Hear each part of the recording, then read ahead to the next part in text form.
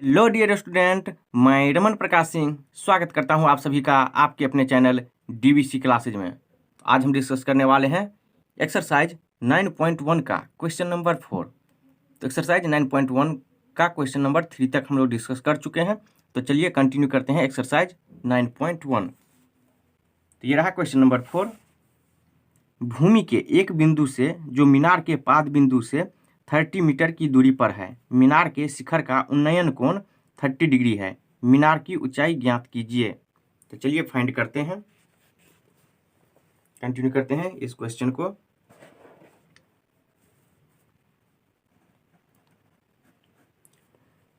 देखिए एक मीनार है, तो ये मान लेते हैं ये ग्राउंड लेवल है। तो मीनार कैसे होगा, यहाँ से ये परपेंडिकुलर होगा,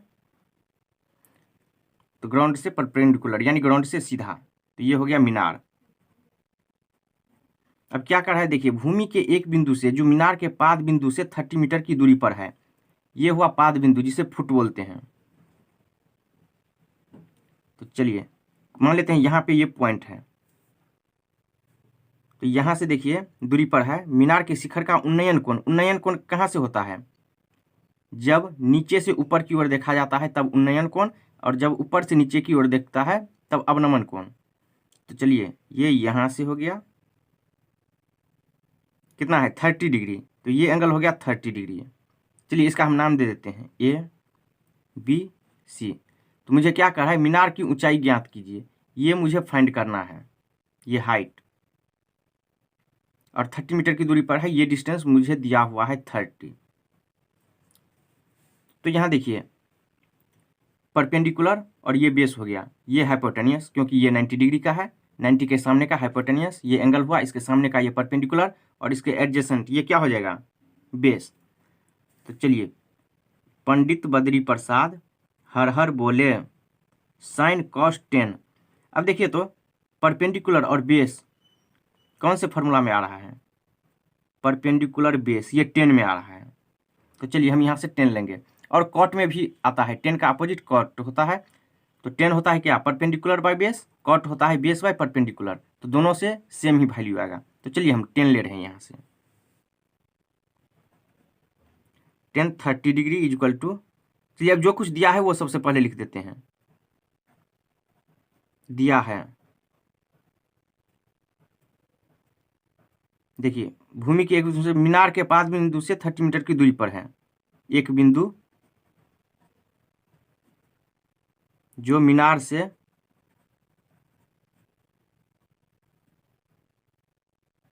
कितना 30 मीटर की दूरी पर है, तथा मीनार के शिखर का उन्नयन कोण 30 डिग्री है। और हम मान लेते हैं, माना कि मीनार की ऊंचाई इक्वल टू h है, ये हम मान लिए हैं। मुझे फाइंड क्या करना है, मीनार की हाइट, तो ये मुझे फाइंड करना है। तो चलिए 10 30 ये क्या होता है, परपेंडिकुलर बाय बेस, तो ये होता है परपेंडिकुलर बाय बेस। यहाँ परपेंडिकुलर क्या है, BC बाय AB। तो 10 30 ये कितना होता है, चलिए देख लीजिए टेबल में, ट्रिग्नोमेट्रिक टेबल। 10 30 डिग्री ये रहा, देखिए यहाँ पे 10 30 के लिए कितना होता है 1/√3, तो ये होता है 1/√3।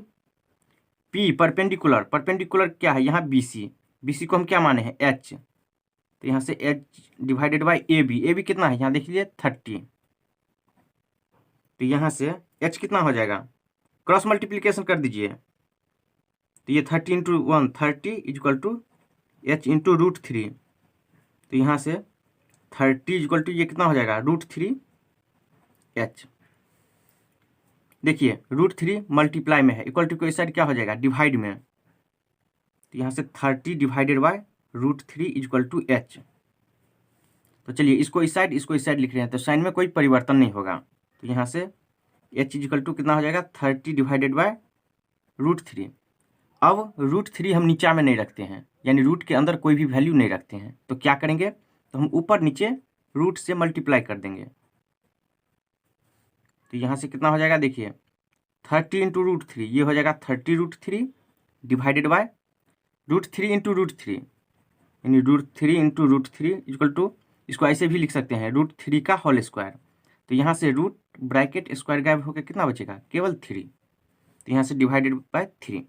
अब 3 10 जा 30, ये 10 टाइम्स में कैंसिल हो गया, तो ये होगा कितना 10√3, और यही मेरा हाइट हो गया इतना मीटर। तो लिख देते हैं, इसीलिए हम क्या माने थे, मीनार की ऊंचाई को देखिए h, यहाँ लिख देते हैं, इसलिए मीनार की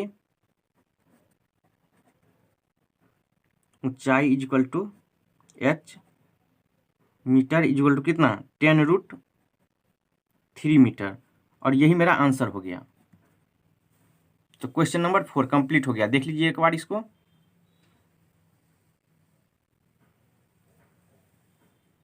अब चलते हैं क्वेश्चन नंबर 5 पे। क्वेश्चन नंबर 5 ये रहा, भूमि से 60 मीटर की ऊंचाई पर एक पतंग उड़ रही है। पतंग में लगी डोरी को अस्थायी रूप से भूमि के एक बिंदु से बांध दिया जाता है। भूमि के साथ डोरी का झुकाव 60 डिग्री है। यह मानकर कि डोरी में कोई ढील नहीं है, डोरी की लंबाई ज्ञात कीजिए। तो चलिए फाइंड करते हैं।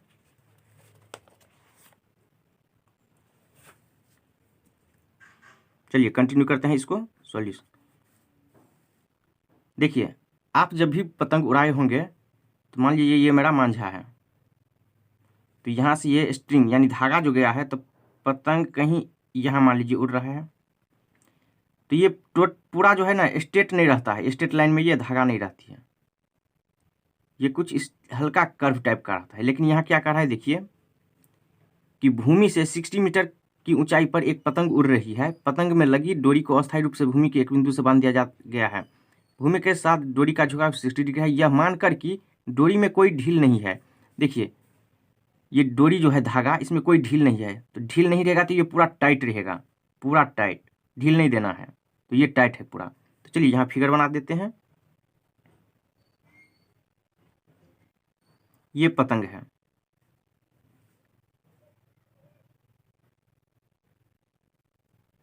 चलिए मान लीजिए कि यहाँ से ये धागा गया है, ये स्ट्रिंग है, इसमें कोई टाइट नहीं है। तो क्या कर रहा है, देखिए भूमि के साथ डोरी का झुकाव 60 डिग्री है, भूमि के साथ, तो ये मान लेते हैं मेरा ग्राउंड लेवल है भूमि, तो ये 60 डिग्री है। और हाइट कितना है, देखिए भूमि से 60 मीटर की ऊंचाई, तो भूमि से ऊंचाई, तो ये भी तो भूमि है, यहाँ से 60 डिग्री होगा, सॉरी 60 मीटर नहीं, हाइट जब भी होगा तो ग्राउंड लेवल से, तो यहाँ से ये 60 मीटर है, और ये पतंग। तो चलिए इसको हम नाम दे देते हैं ए, ये बी और ये सी है। तो अब जो कुछ दिया है लिख देते हैं। तो ये मुझे क्या कह रहा है, देखिए डोरी की लंबाई ज्ञात कीजिए, ये एल मुझे फाइंड करना है। तो हम मान लेते हैं, माना कि डोरी की लंबाई एल है, यानी length of the string is L. अब क्या है, भूमि के साथ डोरी का झुकाव 60 डिग्री है, तो दिया है भूमि से पतंग की ऊंचाई इक्वल टू 60 मीटर तथा भूमि के साथ डोरी का झुकाव कितना है, 60 डिग्री है। चलिए 60 डिग्री है। चलिए अब कंटिन्यू करते हैं। देखिए ये मुझे फाइंड करना है, यानी लेंथ, और ये हाइट दिया हुआ है। तो चलिए, पंडित बद्री प्रसाद हर हर बोले, साइन कॉस 10। अब देखिए ये क्या है, ये ग्राउंड लेवल है, ये परपेंडिकुलर और ये हाइपोटेनियस, यानी ये बेस हो गया। तो यहाँ देखिए परपेंडिकुलर और हाइपोटेनियस किस में आता है, किस फॉर्मूले में, परपेंडिकुलर और हाइपोटेनियस। यहाँ देखिए साइन में आ गया है, तो साइन में आया है तो कॉसेक में भी होगा। साइन होता है परपेंडिकुलर बाय हाइपोटेनियस और कॉसेक होता है हाइपोटेनियस बाय परपेंडिकुलर। तो दोनों से आप बनाइएगा, वैल्यू सेम ही आएगा। तो चलिए हम साइन ले रहे हैं यहाँ से, तो तो साइन कितना 60 degree, sine 60 degree is equal to perpendicular by hypotenuse, perpendicular यानी BC by hypotenuse AC, BC कितना है 60। चलिए साइन 60 कितना होता है, देखिए ट्रिग्नोमेट्रिक टेबल में साइन 60 डिग्री इक्वल टू होता है कितना √3/2, यहाँ से √3/2। चलिए फॉर्मूला लिख देते हैं यहाँ परपेंडिकुलर बाय हाइपोटेनियस। BC ये कितना है 60, तो 60 डिवाइडेड बाय AC ये मुझे फाइंड करना है, तो AC को हम क्या माने हैं L, तो L। चलिए क्रॉस मल्टीप्लिकेशन कर दीजिए, तिरछा तिरछी गुना, तो यहाँ से √3L इक्वल टू 60 इंटू 2। देखिए √3 मल्टीप्लाई में है तो इक्वल टू के उस साइड डिवाइड में हो जाएगा, तो यहाँ से L equal to 60 into 2 divided by √3। L equal to 60 into 2 ये कितना होगा, ये हो जाएगा 120 डिवाइडेड बाय √3। अब देखिए रूट के अंदर कोई भी वैल्यू मुझे नीचा में नहीं रहना है, यानी डिनोमिनेटर में कोई भी रूट के अंदर वैल्यू नहीं चाहिए, तो क्या करेंगे √3 से ऊपर नीचे मल्टीप्लाई कर देंगे, तो ये क्या हो जाएगा, कितना हो जाएगा √3 into 120 divided by √3 into √3, √3 into √3, इसको हम ऐसे भी लिख सकते हैं √3 का होल स्क्वायर। यहाँ से देखिए रूट ब्रैकेट स्क्वायर गैप होगा कितना होगा 3, तो यहाँ से 3 होगा, 3 4 जा 12, ये 40 टाइम्स में कैंसिल हो गया, तो यहाँ से L इक्वल टू 40√3 आ गया, और यही मेरा आंसर हो गया, क्योंकि हम L माने हैं किसको AC को, यही मुझे फाइंड करना है, और ये आ गया है 40√3। तो माने हैं क्या, तो लिख देते हैं इसलिए माने जो थे देखिए डोरी की लंबाई L, तो यहाँ लिख देते हैं इसलिए डोरी की लंबाई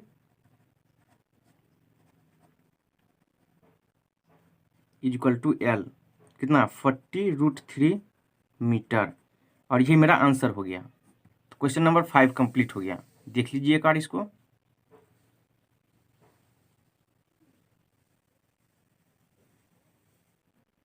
चलिए अब चलते हैं क्वेश्चन नंबर 6 पे। क्वेश्चन नंबर 6 ये रहा,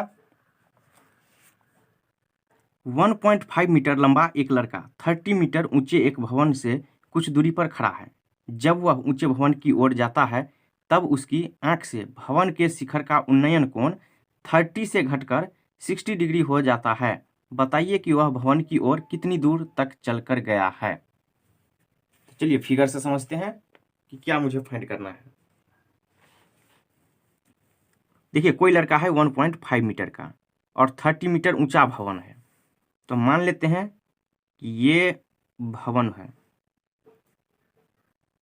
ये भवन यानी ये बिल्डिंग है जिसका हाइट कितना है, ये 30 मीटर का है। तो जाहिर सी बात है ये ग्राउंड होगा, तो ये ग्राउंड है, भूमि बेस। अब क्या करा है देखिए 1.5 मीटर लंबा एक लड़का 30 मीटर ऊंचे भवन से कुछ दूरी पर खड़ा है। मान लेते हैं ये लड़का जो है यहाँ पे खड़ा है, थोड़ा सा और बड़ा कर देते हैं, ये लड़का है यहाँ पे खड़ा है। जब वह ऊंचे भवन की ओर जाता है तब उसकी आंख से भवन के शिखर का उन्नयन कोण 30 डिग्री से घटकर कितना 60 डिग्री हो जाता है। यहाँ 30 से 60 हो गया यानी बढ़ गया, घटा नहीं। तो ये देखिए ये टॉप को देख रहा है ये लड़का आंख से, तो ये यहाँ से यहाँ टॉप को देखा शिखर, तो अब क्या कर रहा है 30 डिग्री, तो जाहिर सी बात है कि यहाँ से एक क्षैतिज स्तर यानी हॉरिजेंटल लेवल होगा, तो इसके बीच का एंगल कितना 30 डिग्री। अब क्या कर रहा है देखिए उन्नयन कोण 30 से 60 हो गया, तो अब जैसे ही ये लड़का आगे की ओर बढ़ेगा यानी बिल्डिंग की ओर, तो मान लेते हैं ये लड़का यहाँ पे आ गया है, यहाँ आ गया ये लड़का, तब एंगल कितना बन रहा है आंख से यहाँ, ये बना कितना 60 डिग्री। अब देखिए जैसे जैसे ये लड़का बिल्डिंग की ओर जाएगा ये एंगल बढ़ते जाएगा। अगर मान लेते हैं ये लड़का यहाँ आएगा तो यहाँ देखिए ये यहाँ से यहाँ हो गया, तो एंगल बढ़ा या नहीं, बढ़ गया। तो अब मुझे क्या कह रहा है, बताइए कि वह भवन की ओर कितनी दूर तक चल कर गया। अब ये डिस्टेंस मुझे फाइंड करना है, ये लड़का यहाँ से यहाँ जो गया है तो ये डिस्टेंस मुझे फाइंड करना है, ये डिस्टेंस। तो चलिए हम इसको ए बोल देते हैं, इसको बी, इसको सी और इसको डी। तो देखिए लड़का का हाइट कितना है 1.5 मीटर। तो ये हॉरिजेंटल स्तर है, तो ये कितना हो जाएगा, ये भी होगा 1.5 मीटर। तो देखिए टोटल कितना है 30 मीटर। तो ये हाइट कितना हो जाएगा, चलिए दूसरे पेन से हम दिखा देते हैं आपको। ये हाइट कितना हो जाएगा, ये हो जाएगा 30 माइनस 1.5। 30.0 माइनस 1.5, यहाँ 0 है, पॉइंट इधर गया तो ये 5। 29 माइनस 1 28, ये हो जाएगा कितना 28.5 मीटर। तो चलिए कंटिन्यू करते हैं। अब जो कुछ दिया है सबसे पहले लिख देते हैं। तो हम माने हैं इसको, देखिए इसको हम मान लेते हैं कितना x मीटर, ये x मीटर चल के गया है। तो हम मान लेते हैं, माना कि भवन की ओर x मीटर चला। चलिए दिया है, जो कुछ दिया है वो लिख देते हैं।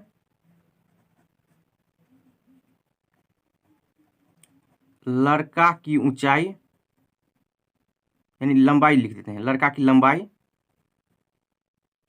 इक्वल टू 1.5 मीटर तथा भवन की ऊंचाई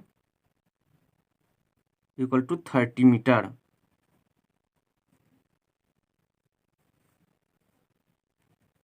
लड़का के आंख से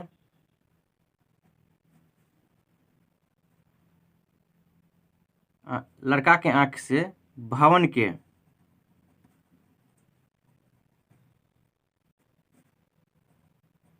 शिखर का उन्नयन कोण 30 डिग्री से 60 डिग्री हो गया।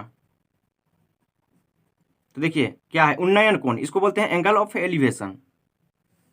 तो चलिए अब जो कुछ दिया है कंटिन्यू करते हैं। चलिए सबसे पहले अब हम चलते हैं किस ट्रायंगल में। चलिए देखिए ये ए बी सी, तो ये भी होगा ए बी सी। तो ये देखिए अब हम चलते हैं किस ट्रायंगल में, इस ट्रायंगल में। ये देखिए ये 90 डिग्री है, 90 के सामने का ये क्या हो जाएगा हाइपोटेनियस, और ये बेस हो जाएगा, ये जो है एंगल इसके एडजेसेंट बेस, और ये परपेंडिकुलर इसके सामने का। तो अब हम चलते हैं इस ट्रायंगल में 30 वाले में।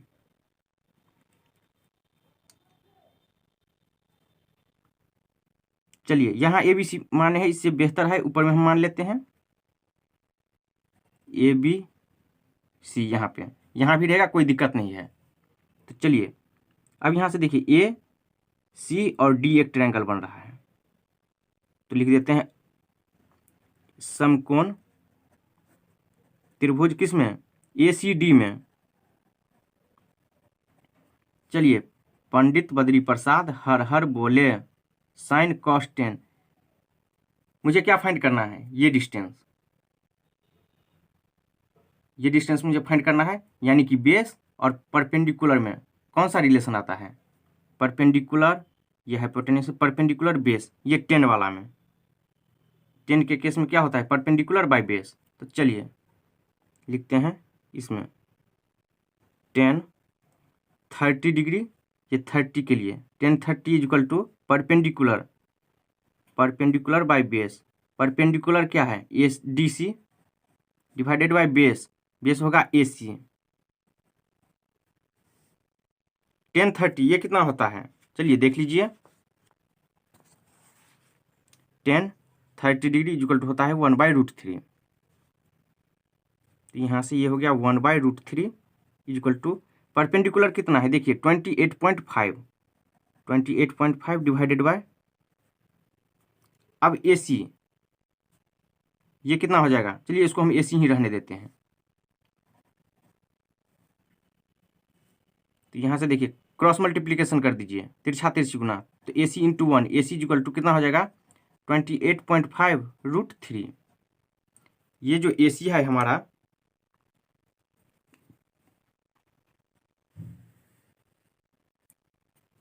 यहाँ से ए सी इक्वल टू कितना आया है 28.5√3। ये टोटल आ गया है इतना ए सी। चलिए एक और समकोण त्रिभुज बन रहा है, यहाँ देखिए 60 डिग्री के केस में, कौन सा, बी सी डी में। तो चलिए अब लिखते हैं समकोण त्रिभुज। अब समकोण त्रिभुज किस में, बी सी डी में।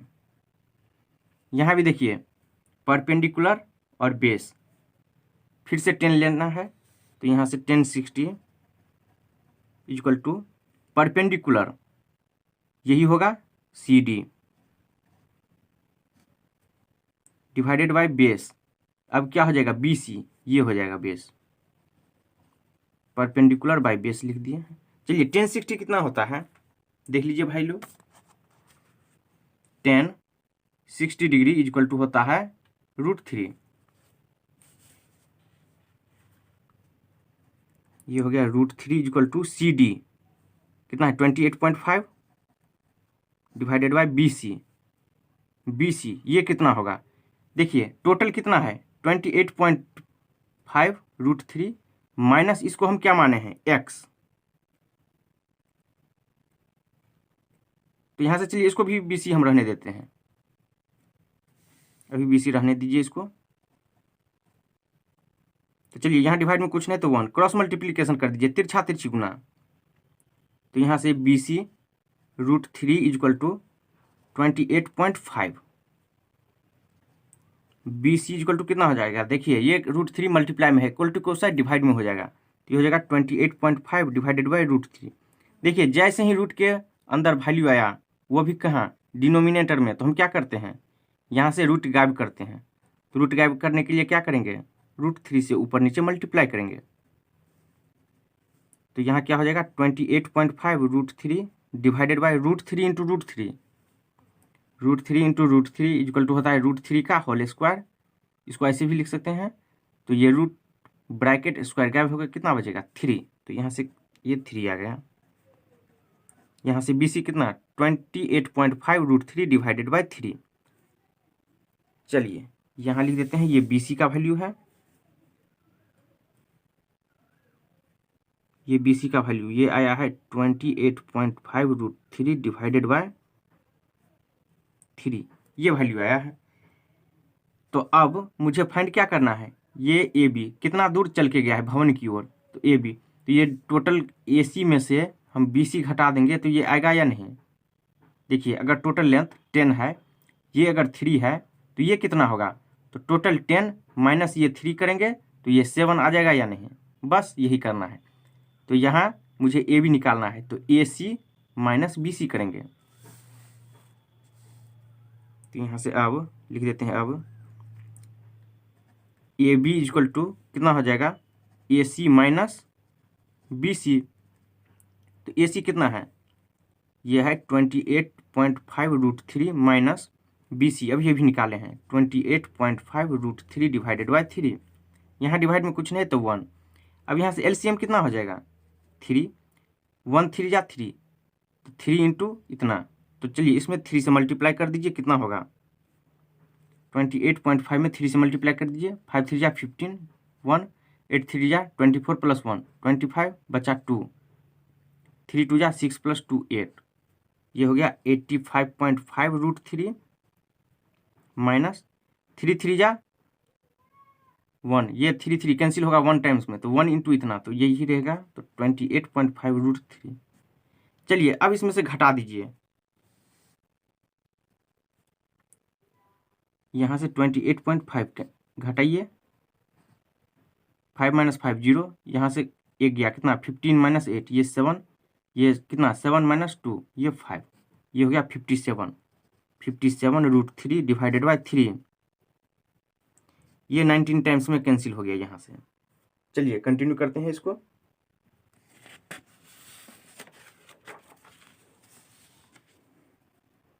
यहाँ से कितना हो गया, ये हो जाएगा 19 √3, ये ए बी। चलिए ए बी लिख देते हैं। देखिए यहाँ पे, चलिए तो फिगर में ये देखिए ए बी इतना आ गया 19 √3, और यही तो मुझे फाइंड करना था।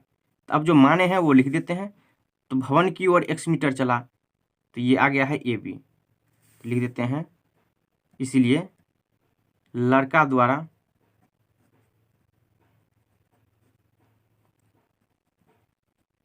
भवन की ओर तय की गई दूरी इक्वल टू x मीटर। तो x किसको हम माने हैं, AB को, तो ये कितना हो जाएगा, तो यहाँ लिख देते हैं AB इक्वल टू 19√3 मीटर, और यही मेरा आंसर हो गया। तो क्वेश्चन नंबर 6 कंप्लीट हो गया। चलिए देख लीजिए एक बार इसको।